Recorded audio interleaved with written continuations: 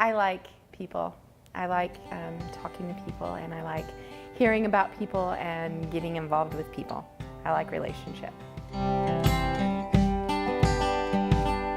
like my heart. I like the fact that I like people. I like having people around me, so I like that. I am a paralegal by trade. However, I am also the house mom at the Recentered Life House for women in crisis pregnancy. It is a home where if you are only over 19, but if you're over 19 and you're pregnant, you have no place to live, then you can come and live with us. All the things that I've walked through in my life, the pain and the rejection and the shame and the abuse and the homelessness and miscarriages and failed marriages and all of that was exactly what these girls were walking through. And to me, it was just another super humbling moment of just, God, you seriously do take ashes and make them beautiful. And it was just amazing to me that I can use out of my pain, like Paul, out of my pain comes my power. And I just love that. And so, of course, I said, yes, absolutely, I'll do that. And here we are. It's all a journey. Every day it's a journey. I have problems every day. Everybody has problems every day.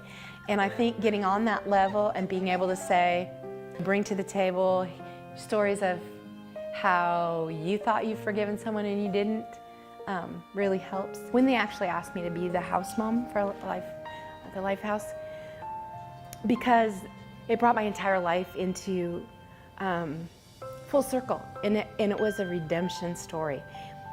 And for them to ask me that made me feel like and realize that God sees it as a redemption story. And that was so humbling for me. It's so humbling to know that God can use me, little me, well, not little, but me, to do things to help other people. It was so humbling for me. It still is. It still is. I remember that Target got together a group of people to come and help us at the house.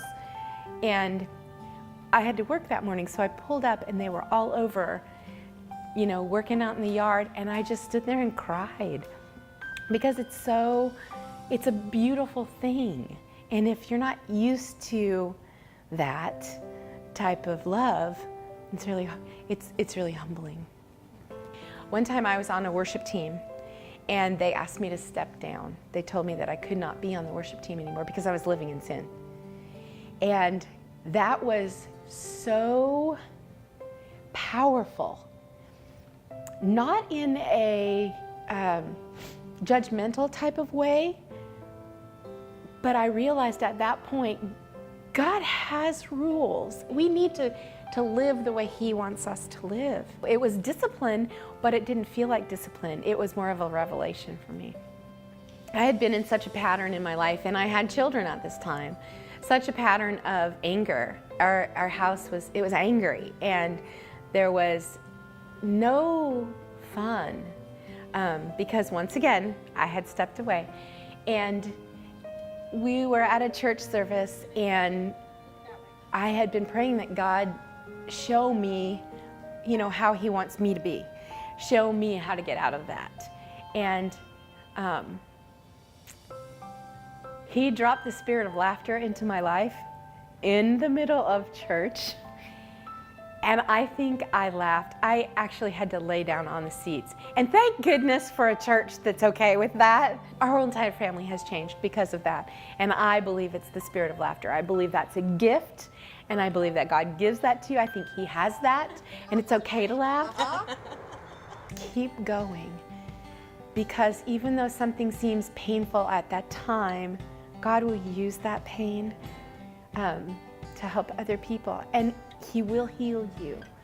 If you want to be healed, He will heal you. Because I went into that feeling broken and rejected and ashamed. And I've learned that every word that we speak is either life-giving or it's death. And so in sharing your story and people hearing your story, it helps them heal and it helps bring life to them.